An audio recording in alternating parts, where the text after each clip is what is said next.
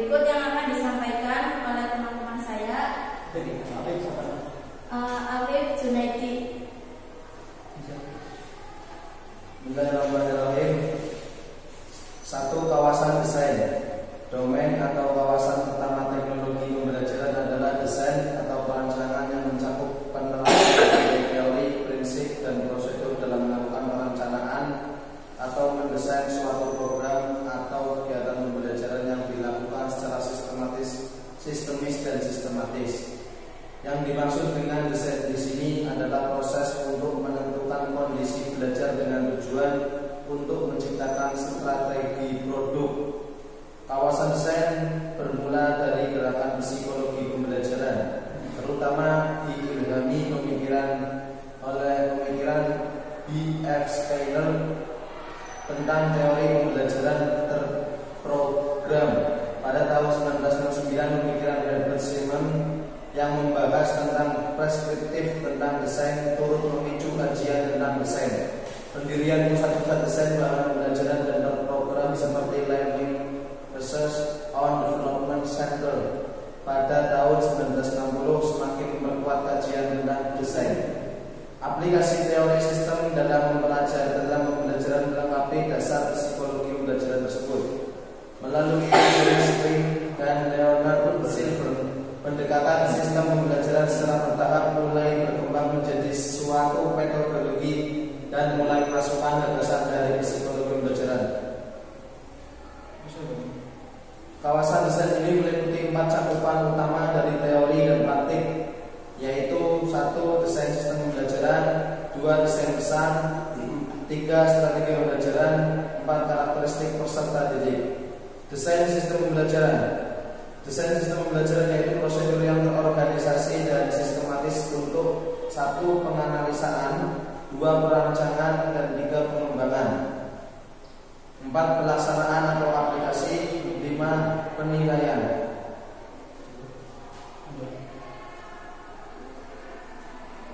Desain sistem pembelajaran biasanya merupakan prosedur linear dan interaktif yang menuntut kecermatan dan kemantapan. Agar dapat berfungsi sebagai alat untuk saling mengontrol, semua langkah-langkah tersebut harus tuntas. Dalam desain sistem pembelajaran, proses sama pentingnya dalam produk, sebab percayaan atas terlandaskan pada proses. Pembelajaran yang berkualitas dapat diwujudkan bila mana proses pembelajaran direncanakan dan dirancang dengan matang dan seksama, tahap demi tahap dan proses demi proses. Sedangkan menurut Warburg dan Bach dalam Superman, pengembangan instruksional adalah suatu cara yang sistematis untuk mengidentifikasi, mengembangkan dan mengevaluasi satu set bahan dan strategi pembelajaran untuk mencapai tujuan tertentu. Wujud pengembangan instruksional adalah produksi dan penggunaan media instruksional, evaluasi instruksional, dan pengenalan instruksional. Jadi pengembangan instruksional merupakan salah satu teknologi perangkat lunak yang canggih untuk membangun sistem instruksional yang berkualitas tinggi. B. Desain pesan. Pesan yaitu perencanaan untuk merekayasa bentuk fisik dari pesan agar terjadi komunikasi antara pengirim dan penerima.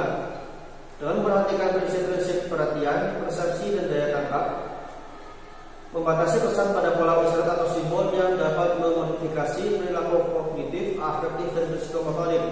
Desain pesan berkaitan dengan hal-hal cross, kembali visual, urutan halaman, dan layar yang terpisah. Desain pesan harus bersifat spesifik, baik tentang media maupun tugas belajarnya. Hal ini mengandung makna bahwa prinsip-prinsip desain pesan akan berbeda tergantung pada jenis medianya. Apakah bersifat statis, dinamis, atau kombinasi keduanya. Juga apakah tugas belajarnya tentang pembentukan konsep, pengembangan sikap, pengembangan keterampilan strategi belajar atau hafalan.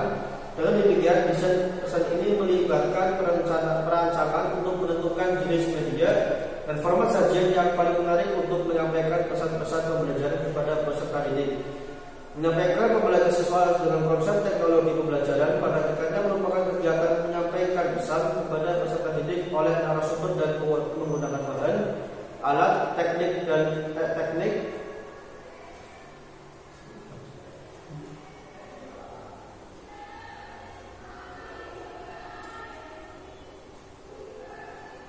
dalam lingkungan tertentu.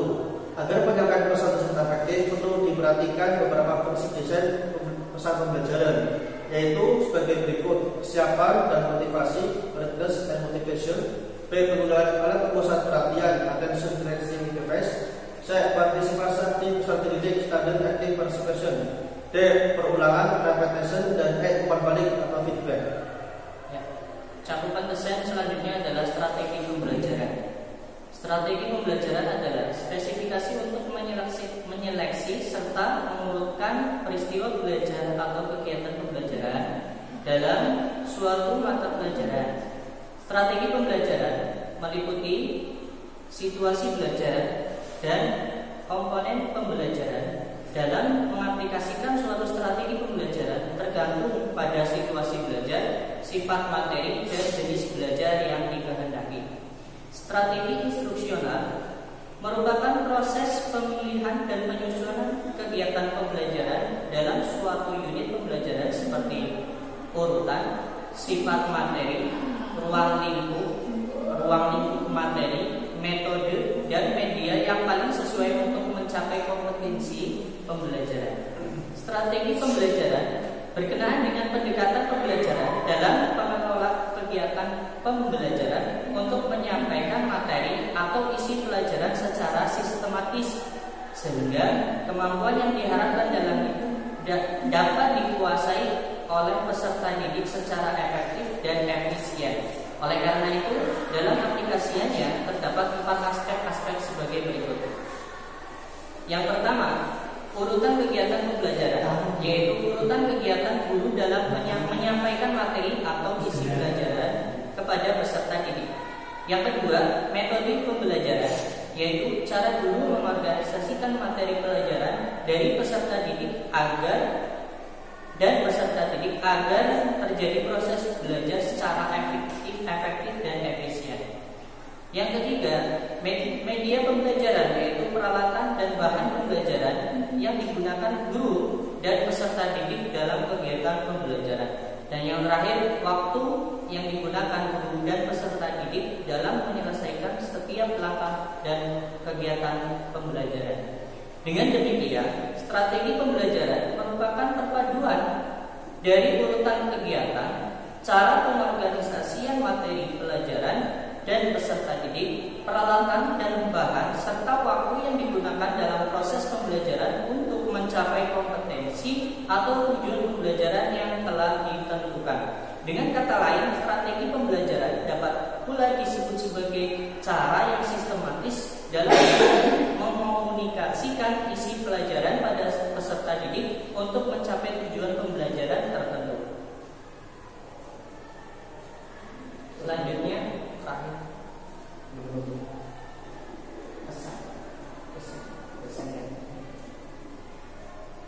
Terakhir adalah karakteristik peserta didik. Karakteristik peserta didik yaitu aspek latar belakang pengalaman peserta didik yang mempengaruhi terhadap efektivitas proses belajarnya. Karakteristik peserta didik mencakup keadaan sosio-psikofisik peserta didik. Secara psikologis, yang perlu mendapat perhatian dari karakteristik peserta didik yaitu berkaitan dengan kemampuannya, baik yang bersifat potensial maupun kecakapan nyata dan kepribadiannya, seperti sikap emosi, motivasi serta aspek-aspek kepribadian lainnya.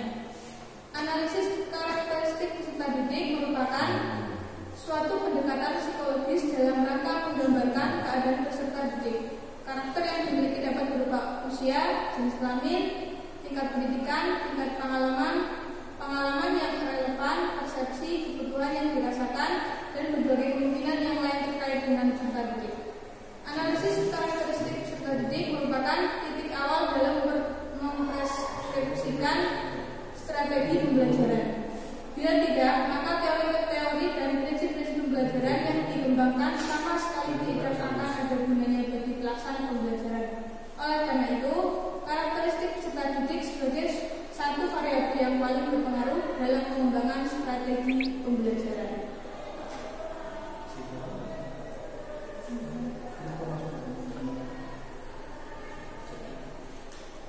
Kesimpulannya, menurut definisi AECT 1994, salah satu kawasan teknologi pembelajaran adalah kawasan desain yang terdiri dari 4 cakupan utama dari teori dan praktik, yaitu desain sistem pembelajaran, desain pesan, strategi pembelajaran, dan karakteristik peserta didik.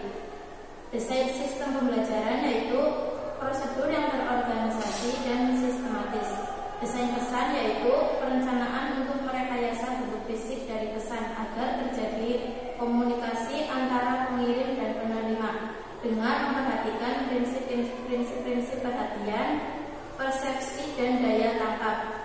Strategi pembelajaran adalah spesifikasi untuk menyeleksi serta mengurutkan peristiwa belajar atau kegiatan pembelajaran dalam suatu pembelajaran.